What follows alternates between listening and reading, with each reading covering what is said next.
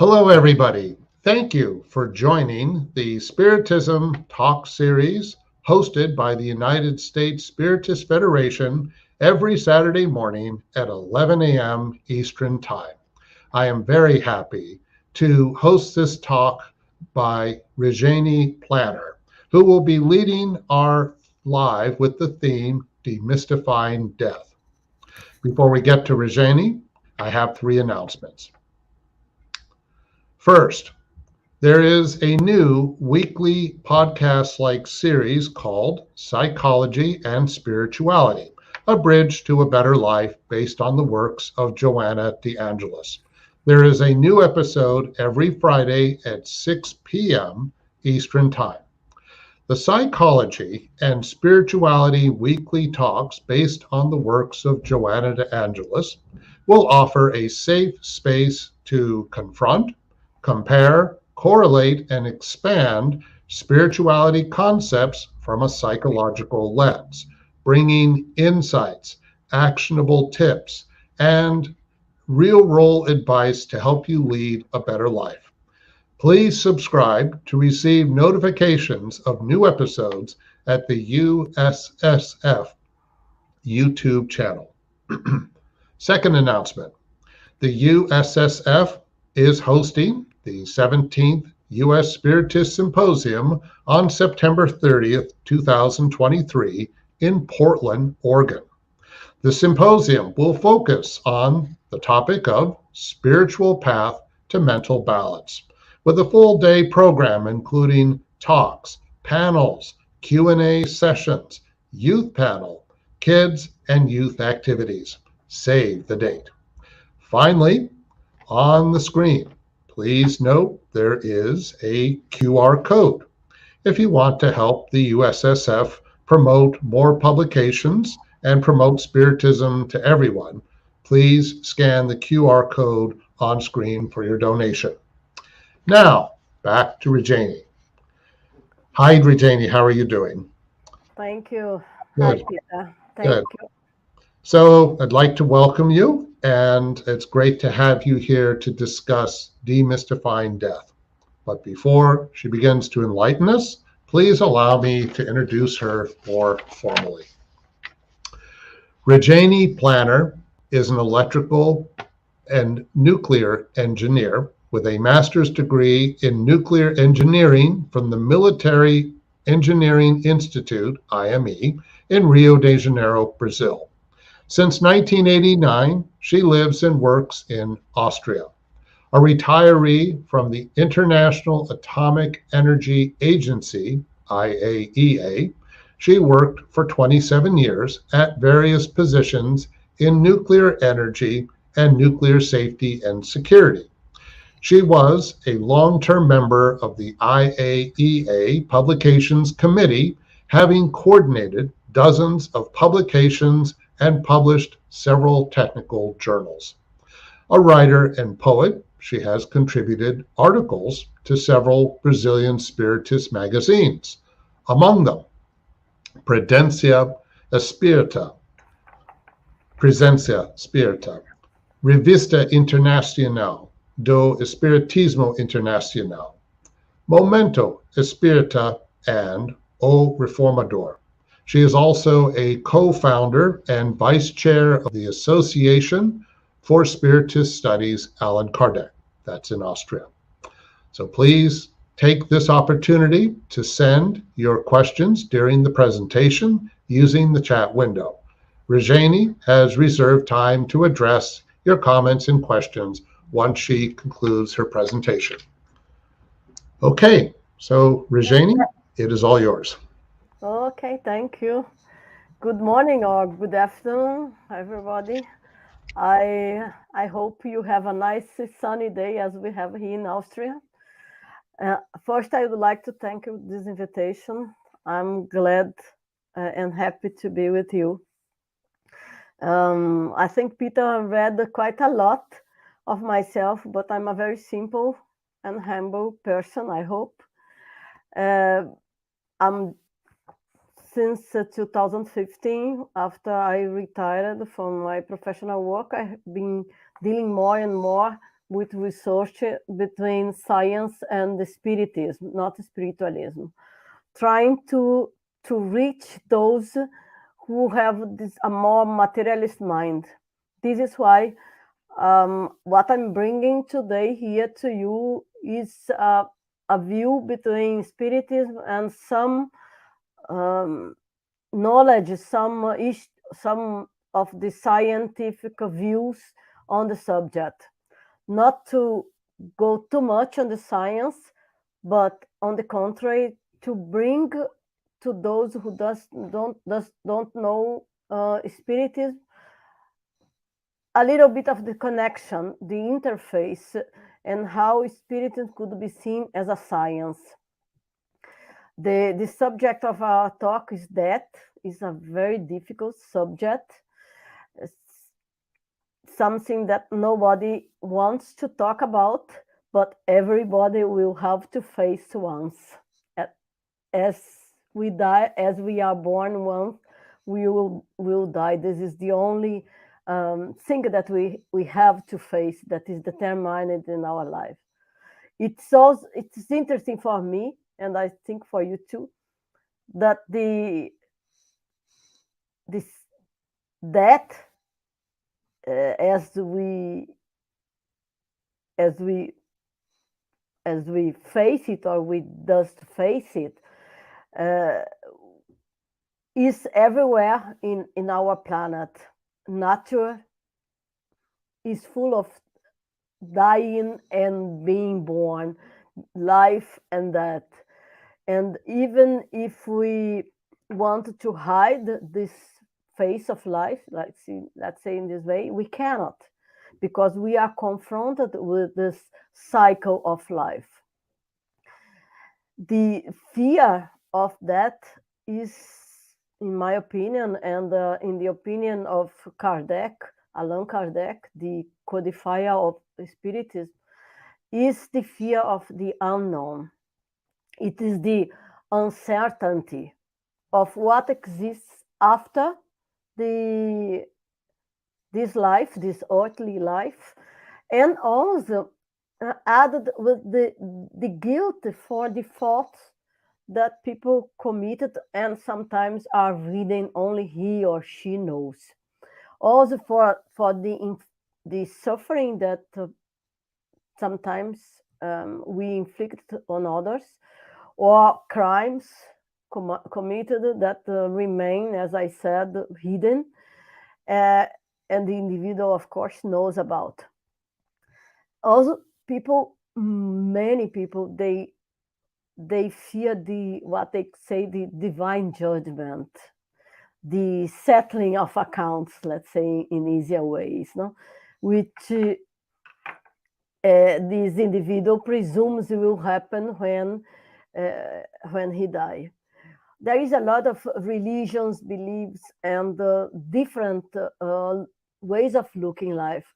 The materialist view, the religious view of life, but fear of death has been with the humankind from the beginning. Survival is our goal. That means it's quite normal that we fear losing our body, physical body, what we can grasp, what we can see it. The soul is something that we cannot see. And for those who don't understand the spiritual life or the spiritual side of life, it's very difficult to grasp. Kardec said that the fear of death, therefore, results from an insufficient knowledge of the future life. It also denotes aspirations for the continuing of this existence and the anxiety lest the destruction of the body should be the end. I will not read, but it's the desire to survive. And survival is one of the goals of any, not only human being, of any beings in this planet. We want to survive as a species, as an individual. The Joana de Angelis spirit, of course, the spiritual guide from Divaldo Franco, when he was here in Vienna in 2010, she told us that when one is aware of the real meaning of that, as a passport, as to life, the joy of immortality replaces this anguish of the eternal goodbye, or the promise of the final judgment, or even what the never seeing someone again.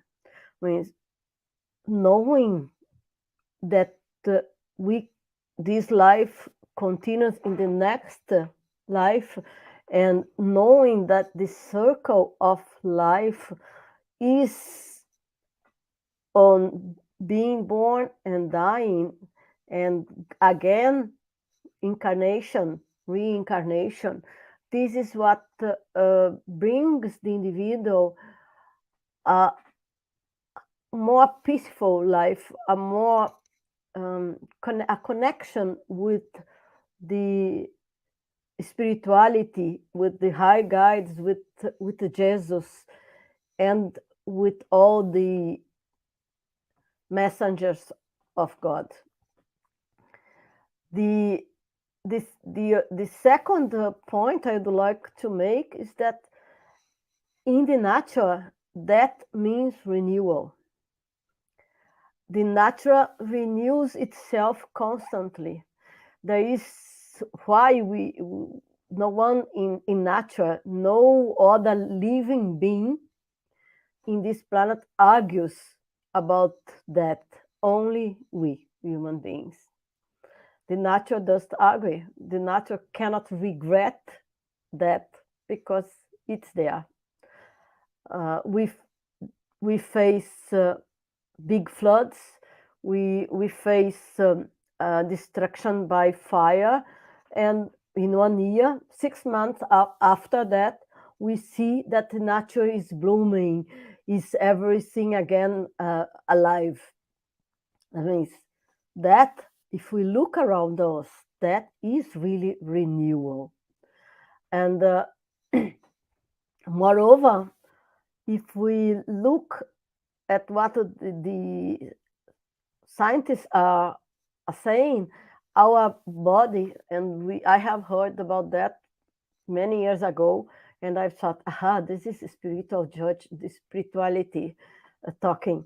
But this is true. We die every day. Every day, some part of our body is younger than we are. I'm around the 60s. I will not tell you how old I am, of course, but maybe some parts of my body are 15 years old. That, as you can see in this picture, for instance, our skin renews itself every 2 weeks. Our colon, in the gut, the epithelial cells of the colon, they renew every 5 days.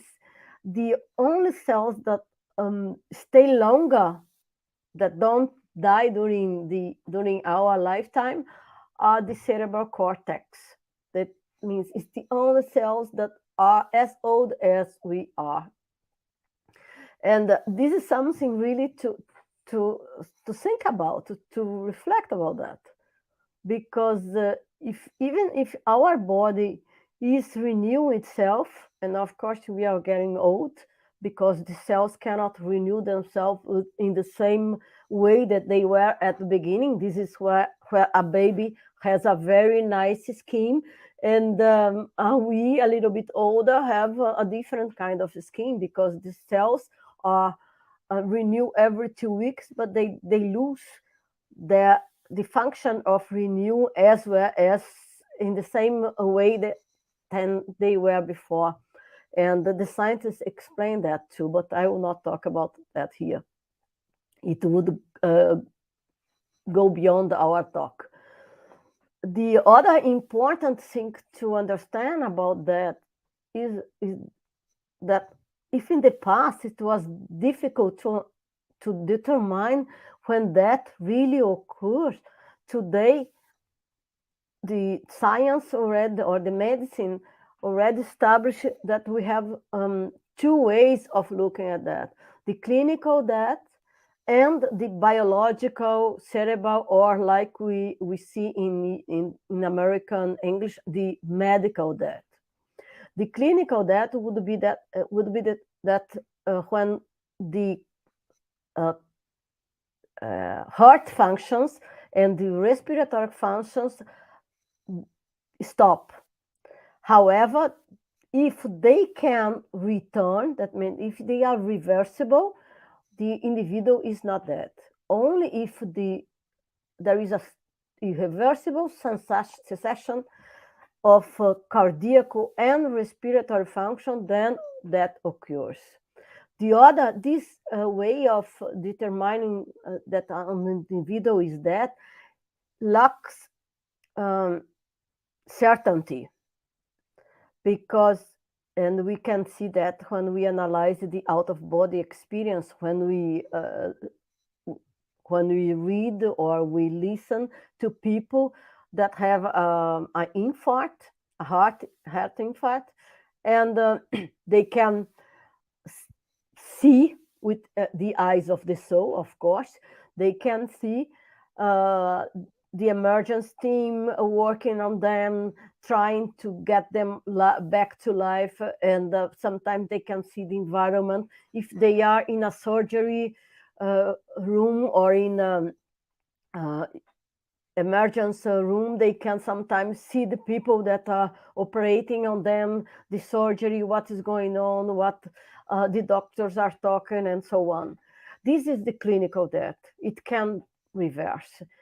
But the biological death, it means when the cerebral functions stop, fully stop, this cannot be reversed, and then it's an irreversible stop of the cerebral functions, then it's death. This is when starts the biological death, and our body will die, let's say in this way, slowly.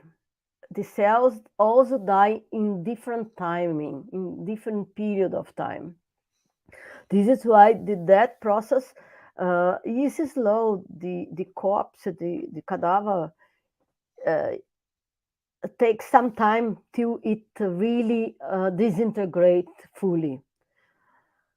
And this has a lot of implications in some cultures and some let's say ways of dealing with death in our time. It's very common, for instance, that today instead of burying someone, they how do you say this in English? They burned. I don't know the word in English. I'm sorry. And I also forgot the word in German. Anyway, when I'm sorry, forgot. When the cadaver, the corpse is burned, no? That means it's making in ashes. You need some time. You need to wait a period of time for that, to be certain that that is there, and also from the spiritual point of view. And we will see why in some minutes. The quest for all that, and even for determining the time of our death, or the death of an individual, is what happens at that moment. And for the scientist, the quest is what happens to this inner light of consciousness with the death of the individual body and the death of the brain. There are different points of view in science and from the spiritual point of view and in Spiritism. But we'll see that a lot of scientists, a lot of top scientists already converge to understand, and to the understanding that our consciousness, the spirit, does die. It remains, it lives, it is immortal. And this is one of the most important understanding that we as individuals will have in our life. It changes our behavior. It changes our perspective of life. This is what demystifies that. As I said, there are different views in science, those that have a materialist view, those that already understand that the soul exists and the soul keeps its path, goes on his path longer and longer. And there are quite a lot of theories of conscience that indicate the continuation of the self, this awakening of the soul in the next life. I will not talk much about all those theories. I take the opportunity here to introduce you a paper I wrote 2 years ago in 2020, and it was published in this book on examination of religiosity, influence, perspectives, and health implications. There were 4 doctors and myself. Each one wrote a chapter. I think there is 8 chapters, 9 chapters. Mine is chapter 8. And what my intention was to bring forward this knowledge that the view of the consciousness as the immortal soul, as the spirit. And then we talk about all the phenomena of the soul, the mediumship, and the various aspects of mediumship, and the scientific approach to those. Back to our subject, how we overcome fear, facing reality. Hard science will not be able, will be able once, but cannot account for awareness. Currently, we cannot, and cannot even explain how life evolves. However, more and more, as I said, more and more science become aware of this possibility and understand and take into account and do research on that. Freeman John Dyson is a British-American theoretical physicist and mathematician. For me, he tells something because he works a lot in the nuclear area, and he writes, he says in an interview, and I found that in the Journal of Consciousness Exploration and Research, published in 2016, he says that it seems more reasonable to think that mind was a primary part of nature from the beginning, and we are simply manifestations of it at the present stage of history. It is not so much that mind has a life of its own, but that mind is inherent in the way the universe is built. And then more, he says that extrasensorial phenomena is real, but cannot be tested with the clumsy tools of science. What he's saying that currently the scientists did find a way, and I will say not currently, is exaggerating, because I just read a paper on a nice experience that I'll tell you in a minute. That means science, the academic science doesn't explain or doesn't research on extrasensorial phenomena or in anomalous phenomena as they should do. However, some people do. And interesting sites about that is the Society for Scientific Exploration and journals like that, the Journal of Consciousness Exploration and Research and others. The article that I want to mention to you that I just read, someone came here to visit, sorry for that. The article that I want to mention to you that I just read 10 days ago. It's a research that say that it's they measure using the double split experiment. That is the double split experiment. Is that experiment that started the quantum physics that proved that light has two faces, that can behave as a particle or as a wave. They use that experiment to see how the mind influence matter, and they identify that it's needed only less than 10 volts for the mind to manipulate, to influence matter. This is something beyond what I would say that we could do it at the moment. It means for me that science is open itself for new discovery and merging what we talk in Spiritism. Back to the Spiritism, if we read in Heaven and Hell, we'll see that Kardec writes that the way to overcome this fear is to direct our thoughts to the source of life. What is the source of life for you? For me, it's God. For me, the source of life is this universe where we are in. The source of life is where I am as tangible physical body, but also a body that is full of energy, because each atom of my body is an energy. The atom is we see as a particle when we observe it, but it's an energy.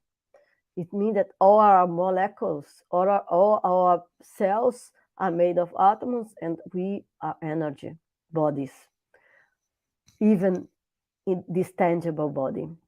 The other, he said, to the soul, which is the real being, recognize that the soul is what we are. I, Rejane, I'm here talking to you, but who I am? This soul that went for thousands of lives till it come to this stage is still a very humble, a very ignorant soul, but with a perspective of learning the divine laws and growing in knowledge and in moral, becoming more in harmony with the universe. This is our path, recognizing that immortality and that we survive is what enable us to overcome fear. How can I tell that to a materialist? He or she will have to understand by themselves, by himself, by herself. How can I tell someone that I don't believe I know? They will say, how can you prove it? And then we come back to the Spiritism and back to the phenomena that I will talk in few minutes. From the spiritual point of view, that occurs when we lose this principle vital, when there is nothing that can vitalize all the functions on our body. This is what Kardec say in the Genesis. He says that, of course, this can occur due to various causes: old age, infirmity, illness over a long period, or other causes leading to the general weakening and exhaustion of the vital forces. Of course, there are other types of death. An accident, the vital forces are there, and it's cut. Why it's cut? Because the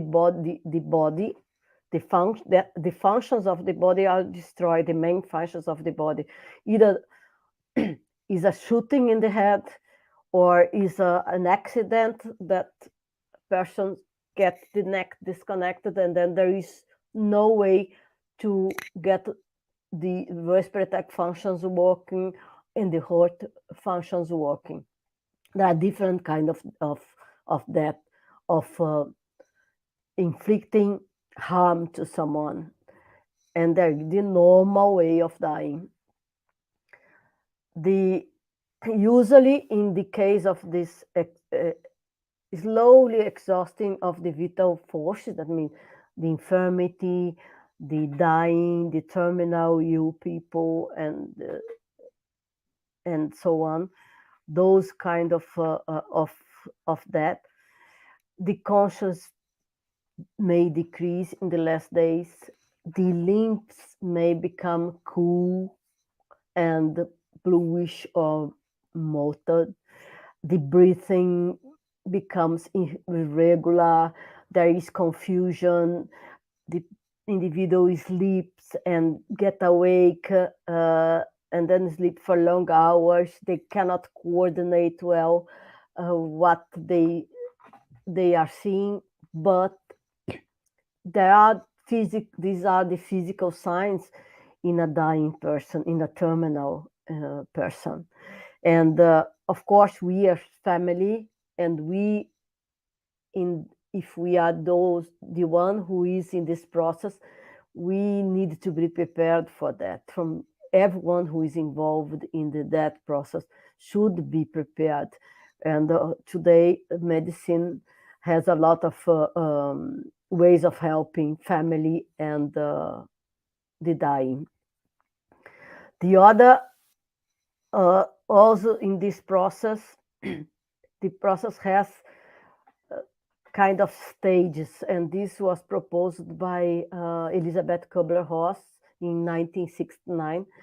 Some scientists today don't acknowledge those 5 stages of the emotional stages of the terminal ill patient, because they say that it's old and there are new views. But in fact, that is today many people accept that there are a first stage of denial, when people deny what is going on.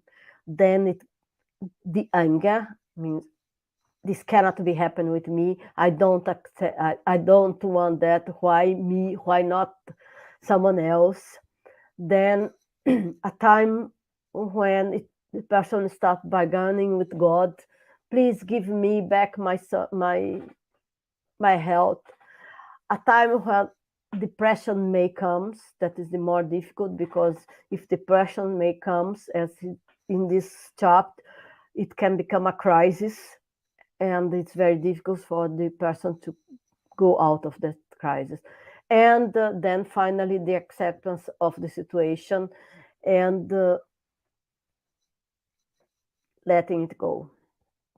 There are a lot of milestones on those 5 steps, but the fact is that someone needs to help the terminal patient, and to help or provide assistance also to the family. Usually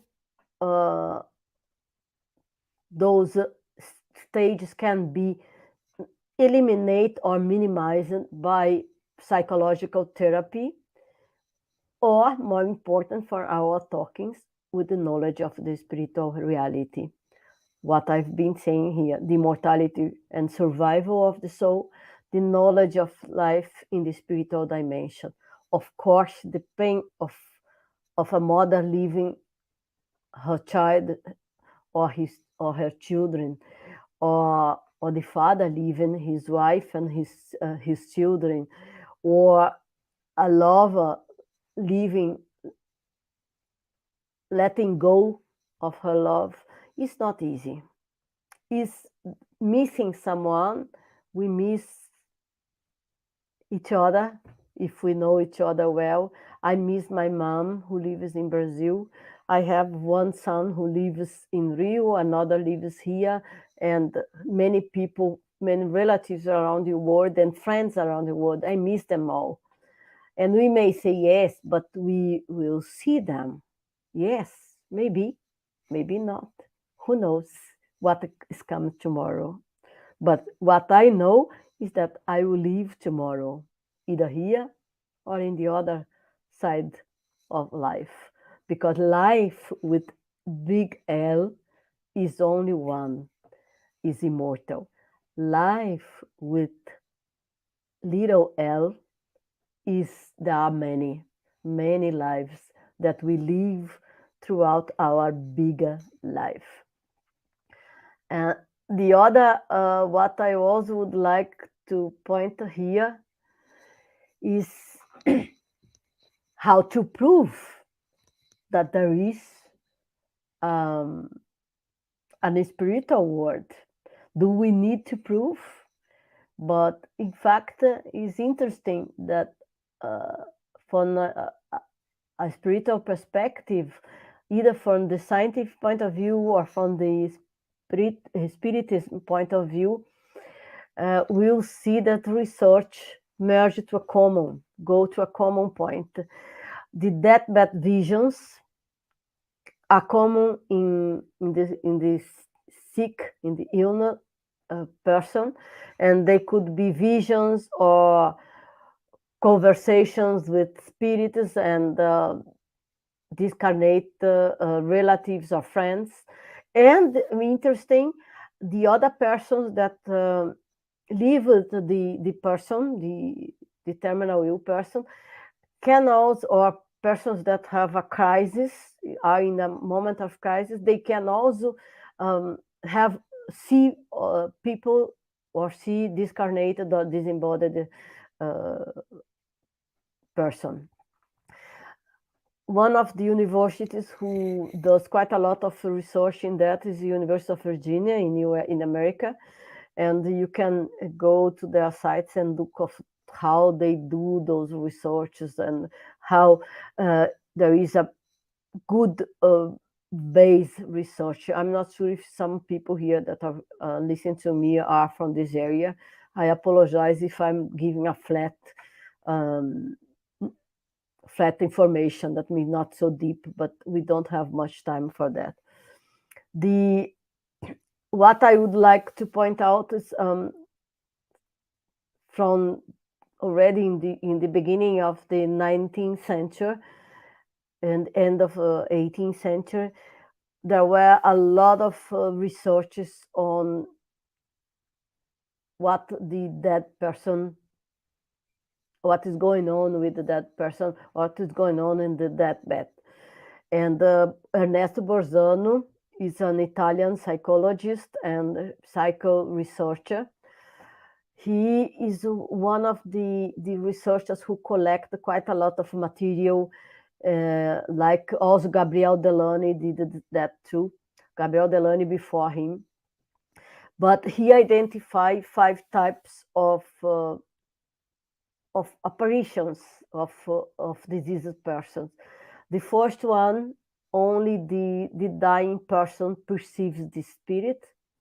Some of them he didn't or she didn't know had already disincarnated.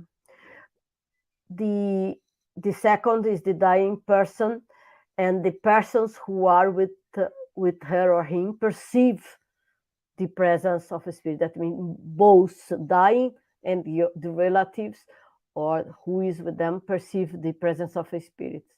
The third case is only the family members perceive the presence of the spirits. That means the patient is not aware.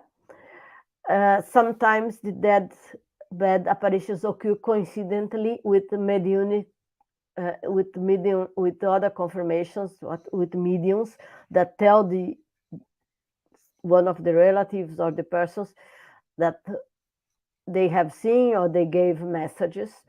And the fifth case is the apparitions of the dying person himself, moments after his death, and in the same house where the corpse is or not. And I will tell you some examples on that to illustrate. Borzano also said that because his aim was to prove the spiritual life, what the scientists at that time and they still in our time say that all that are hallucinations. What he says is that if phenomena of hallucinatory vision take place in the crisis of death, it is also certain that telepathy, telekinesia, lucidity, premonition, bilocation, etc. also occur. That means if the deathbed apparitions are hallucinatory vision, what are the others? And this is one of the arguments.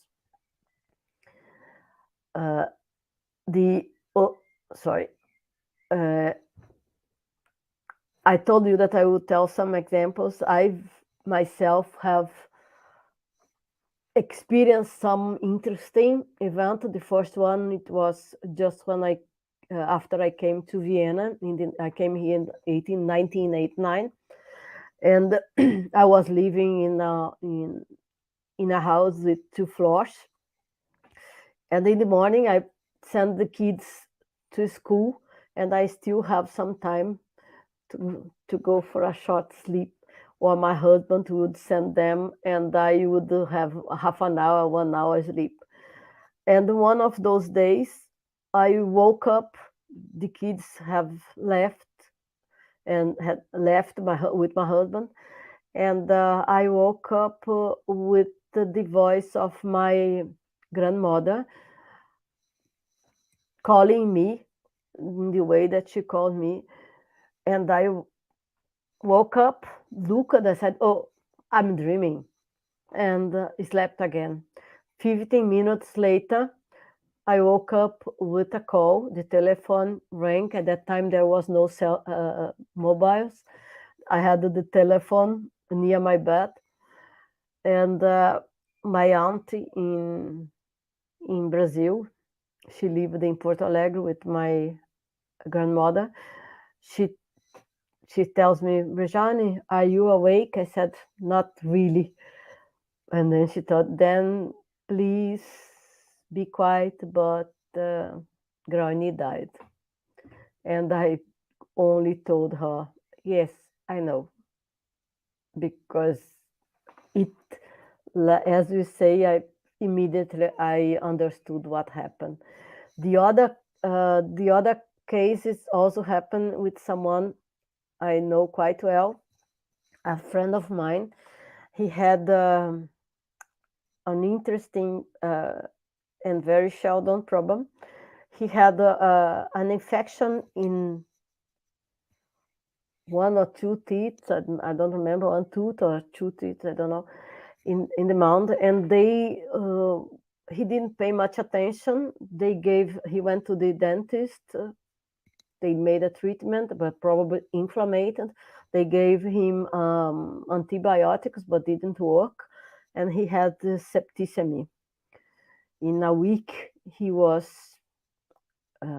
to the hospital, but he was really very ill. And although the family thought that he would survive, 2 days before he died, he told his wife, "Don't bother, don't worry with me. My mom and my father are here with me, and they will come to take me." He was very spiritual, but she was not. And in fact, 2 days after, he passed on. And the third is the story of a young boy who was also terminal ill, and he tells his mom that his father came to visit. His father had passed away many years ago. And the mother say, "Oh, my son, you dreamed about that. Don't worry, you are getting well." And this is quite normal also, that the people get well just before dying. And there is an explanation about that. And he said, "No, Mom. He told me that in next week or in 2 days, 3 days, he will come to visit me again." and exactly the date that he told his mom that his father would come, he died. This is communication and premonition in the deathbed. 3 simple examples. There are plenty of examples, even in the internet, but in books written by Gabriel Delony, by Ernesto Borzano, by Leon Denis in the Spiritism literature. And if you look in the scientific point of view, you may find some too. The other way of looking to the survival of the dead is studying or looking at understanding the out-of-body experience. The out-of-body experience and the communications of spirits who bring back the message of how they pass to the next stage of life are very similar. The meeting with the family members or with friends, the seeing a tunnel of light, hearing voice or a voice taking them to the path, to the new path, seeing and hearing what was going on when the health professionals attempted to save their lives. These are all features that appear in the out-of-body experience. That means when someone is declared clinical death, but survived and come back. There are classical examples of that. Interesting is that each individual has or will have its way of passing on, of dying, just as leaving the physical body is different. Everyone experiences an out-of-body experience different, an OEE, different than the other individual. Each death is also individual. Each human being is an individuality with a very specific level of consciousness. I'm different from any of you, and you are different from me. And when I talk with my son, I have to acknowledge that he is very difficult than myself. He thinks different. He's in a different path of his life, not his life, even his life with L, small L, or with big L. And so we are, here among ourselves.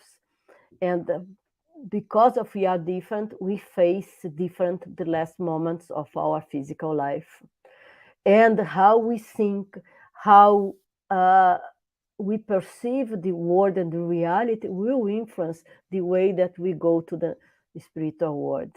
I have quite a lot of other points to talk to you. I'm not sure if you will have time, because we could talk here also about the past life memory, and reincarnation is another way of giving a glance at a previous life. That means of being sure that we are immortal, because if we live before and we are now here, we are a soul living through many lives, like quite a lot of psychologists in America have already written. And those are the 2 researchers. There are others who did quite well in this area, Ian Stevenson and Jean Tucker, who continued the studies of Ian Stevenson. There are also Dr. Banerjee, who even helped Ian Stevenson with his research. This, by the way, this case of Leninger is there is quite a lot of discussions in the scientific community about that. Some of them accuse Tucker, and others go with Tucker. I'm the one that go with Tucker on that. I think he did a very well and fundamental research. Although the book was published, the boy really, we could prove scientifically that the boy have a memory of his past life. If someone wants, I can tell one of the last discussions on that within the scope of the Society for Scientific Exploration. We will not talk much about that. We have 5 minutes. But it's interesting to remember that we are not only the body, we are not only the soul, the spirit, but in between we have the spiritual body, what Kardec called perispirit. And this perispirit is attached to our body cell by cell, atom by atom. This means that when it needs to free itself from the body, it also will free itself little by little, or cell by cell, organ by organ, and it takes time. And how Kardec says in Heaven and Hell, it says that the separation is complete and final only when not a single atom of the perispirit is connected to any one molecule of the body. In this hystogenesis, the spiritual hystogenesis, of course, the perispirit gets a new physiology, more adequate to the spiritual world, with elements appropriate for nutrition and sexual function. And who talks very well about that, who brings the knowledge about that, is André Luiz through the mediumship of Francisco Cândido Xavier. Also, we know that the perispirit will take the form and appearance of the physical body of the outgoing incarnation. However, when after living for some time in the spiritual world, we may transform, because the perispirit has a plasticity function, we may transform and we may get other appearance if we can, with our mind transform ourselves. And when I say that, I wanted to point out that our mind is so powerful. Our thinking process is so powerful. Our thoughts are so powerful, and we don't use them properly, even here in this life, in this existence. This incarnation then is not immediately, it is gradual, and the process of detachment of the perispirit is not abrupt generally. However, in case of the accident, it may be abrupted. And more important, it varies according to the values and thoughts that each one cultivates within. This is why the spiritual guides tell us, think about the good, think on joy, don't let you get sad, get depressed and afflicted with the small things that happen in our life. Sometimes a small event, we enlarge it so big, and it comes with such an emotional attachment to us that we get in despair, we don't like someone, we start being rude with someone just because of a little incident. We need to take more care of what are our values, how we think, where we put our will, like the philosophers already said before, where our will is our soul. To finalize, I think I have said already about that the suffering that accompanies that will depend on the adhering force that binds the body to the perispirit, and to weaken this force, to accelerate the speed of this disengagement process, is with ourselves, is everything that we can make to help that this process is better for ourselves. And the way of helping this process is prayer. When we pray, we get in harmony within ourselves and with our spiritual guides, and we allow them to come near us. The process that happens in this end of life, usually are those 5 processes, is the importance of prayer. And we will see if you read, and I will not have time to do that here, but if you read in the Workers of the Life Eternal,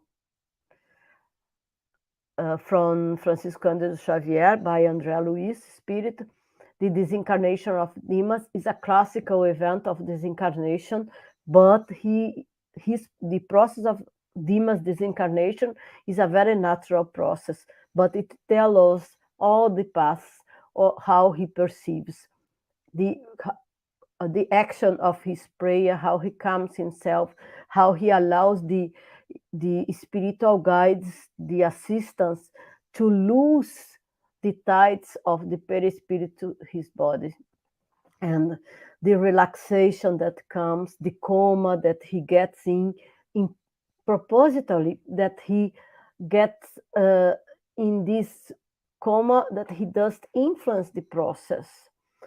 And sometimes we say, the terminal person now, he gets, he will not die any longer. He got his back, he got his health back.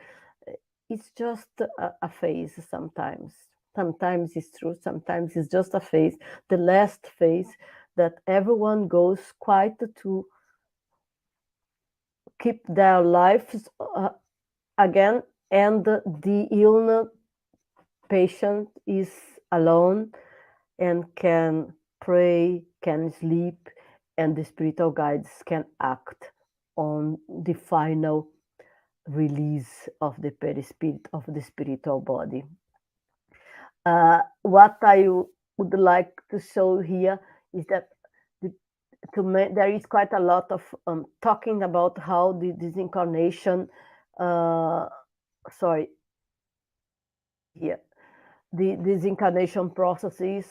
Many people and some spiritualistic views say that the disincarnation is through the thorax. Is not. The perispirit is released through the crown chakra, to the first the head, with as André Luiz reports, with an intense golden violet light, absorbing much of the milk-like substance, the ectoplasma, that is released from the body, and then forming, or the vital force as we wish, and then forming the new body, the spiritual body, and the light losing its brilliance as it spreads through the new body, because usually as incarnated we don't have much light.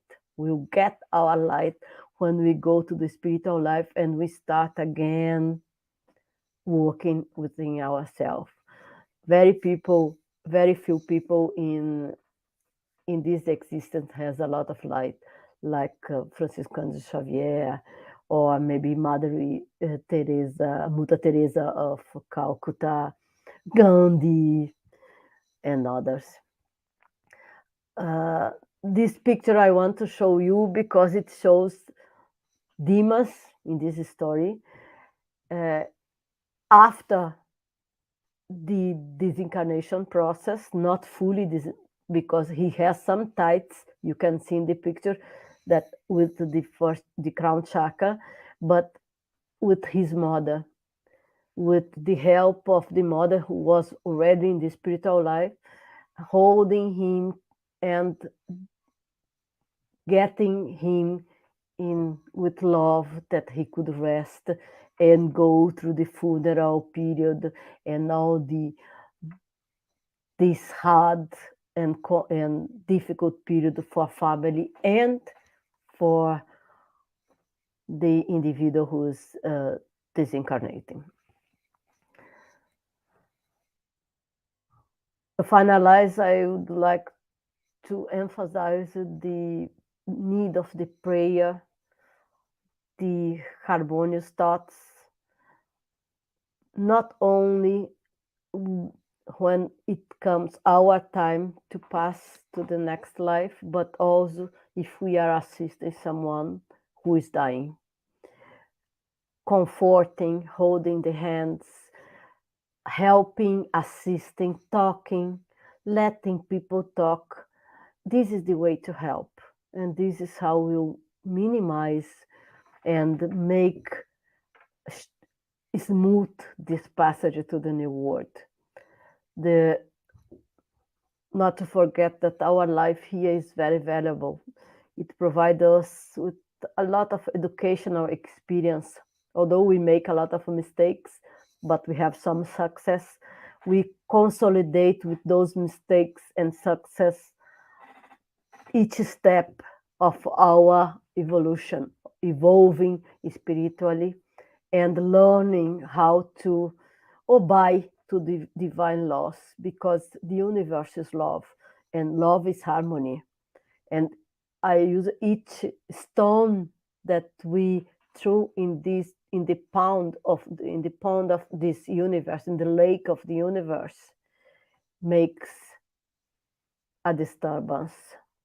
And then it's better to send only love and to live with love with him and to our friends and companions, as Jesus told us to do. Thank you. This is what I would like to share with you. And I'm open for comments, questions, if you have, because it was a very simple talking. Thank you so much, REJANE. Thank you for the reflections you provided. Okay, let's see what questions we have. This one from the United States Spiritist Federation. Can having a purpose in life reduce our fear of death? Of course. Viktor Frankl, an Austrian psychologist, wrote a beautiful book on his experience in the concentration camp. And his whole theory is about the purpose of life. Who does have a purpose of life does live. Means having a purpose of life reduce our fear of life, of course, and also having a purpose of life makes easy for us to live in this disturbed world that we are in, with so much suffering, terrorism, wars, uncertainties. When we focus, we let the other things go. And focus is having purpose. Yes, that is the book Man's Search for Meaning by Viktor Frankl. Okay, next question. This is from the U.S. Spiritist Federation. A lot of testimonies of near-death experiences talks about seeing the light or walking towards the light. How does Spiritism explain this? I love that question. That is very interesting. And I've thought a lot about that. When we read the work of André Luiz through Francisco Cândido Xavier, you find that they talk about a passage, and I'm not sure in which book it is. I'm sorry, it is the book in Portuguese is called Voltei, I Return, and it's written by a spiritist, Brazilian spiritist, and he reports through the mediumship of Chico Xavier, he reports his experience from the deathbed through the next life. And there is a very interesting event. He says that he feels himself weak, but someone holds him and supports him, but he's fully aware of what is going on. And there is a step, or they are forced to rest, but then after some rest, the spiritual guides take them. Not only he, but there are other diseased persons, discarnated persons or discarnate, that are with him, and they say that they tell them, now please pray and try to get very good thinking, good thoughts. Why? Because they have to cross a passage. This passage, they say, that is a light bridge, a bridge of light that connects the lower spiritual dimensions with the, not higher, but with the spiritual dimensions where this our home, where the spiritual colonies, spiritual towns are. And he describes this as a bridge, a light of bridge. And myself, I connect that with this tunnel. It's a bridge to the real world, not to the dimensions that in Spiritism, in Portuguese, they call umbral. I don't know how you call that in English, but to the lower spiritual dimensions, but to the, let's say, the middle spiritual dimensions, where persons like you and me, I don't know you, but where I might go, because I'm not such evolved. So Sometimes they call it the memory I thing. would explain the walking towards the light, walking towards the better dimensions of life. Okay, thank you. Let's see what our next question is. This is from the International Spiritist Council. Is it likely that there will be a time in the future when mainstream science will be convinced that the soul is immortal? I'm working for that. Yes. And I hope any spiritist scientist is doing that. We are many now. Mm-hmm. And we see more and more that this is coming. In 2016, it was the first time I went to a conference. It was in Sweden about consciousness. And it was not the first time I went to the conference, sorry. It was the first time I've seen in a conference discussions about God openly. And I've thought, oh, this opened a new way of looking to spirituality. And today, if we do some good research even in the more open academic work, you see that we are going through this path. We will see that. Not 100 years, maybe 15 years, who knows? Mm-hmm. It's encouraging to see what happens. We hope. Yes. Okay, next question. According to Spiritism, what are the different places we can find ourselves after the death of the physical body? Very interesting. Many. It depends on who we are. I think the tradition is that we go to hell, to purgatory, to heaven. This was the Catholic, the Christian old way of looking at that. In 2000, around 2000, the Pope already said that there are no places where we go. There are stages of consciousness.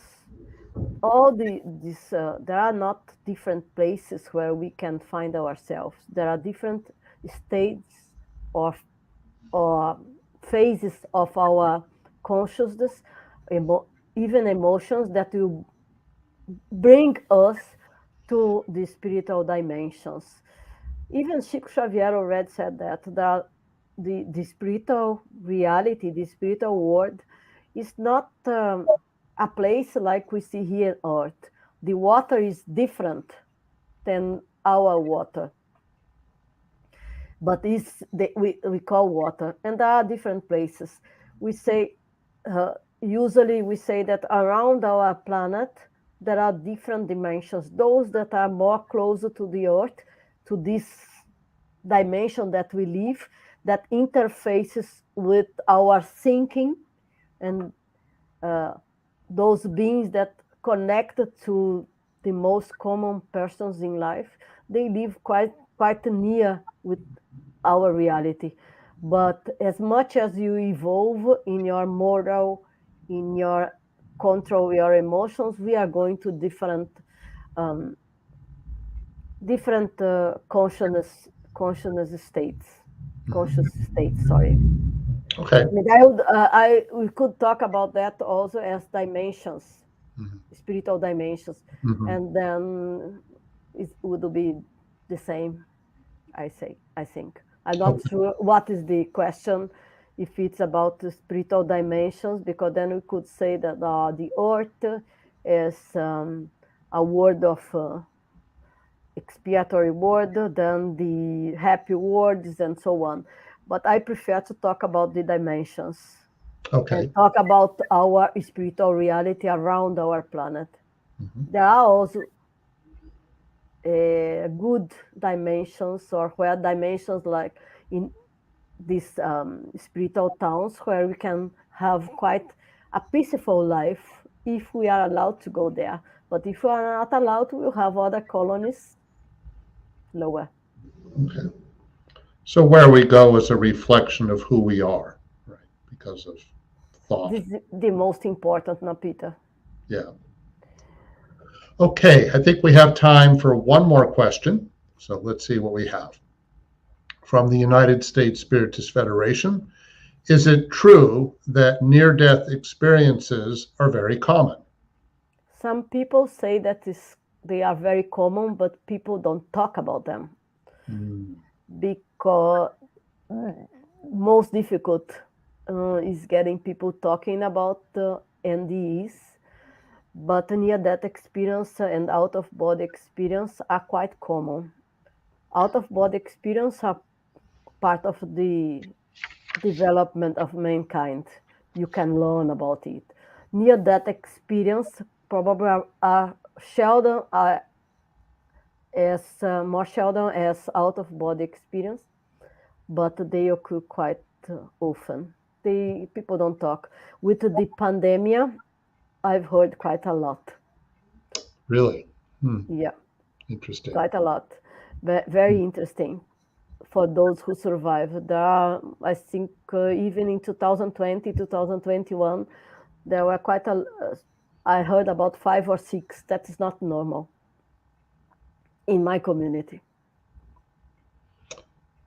It's interesting that an event like the pandemic might trigger more discussions like that. Also, that is true. Okay, well, thank you, REJANE, and thank you everyone who has watched today's live, and thank you those who have been following our weekly Spiritism Talk series. Next Saturday, we will have Al Tari talking about without charity, there is no salvation. REJANE, can you do a final prayer for us, please? Prayer? Yes, please. I'll try. Okay.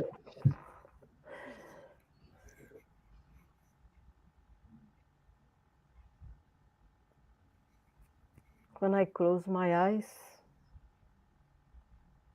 I see the light. When I close my eyes, I look for the divine presence that is with me, that is with us. When I look to the sky, I find a star that brings me to another world. And I pray to God, please bless our earth, minimize the suffering, if possible. Give love and reasoning to those who have power to stop the war,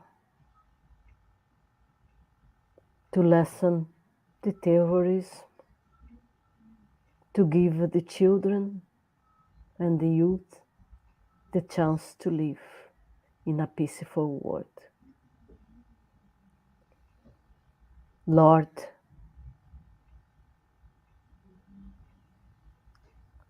hear to us, listen to us, and make our paths enlightened with your love. Thank you. Thank you.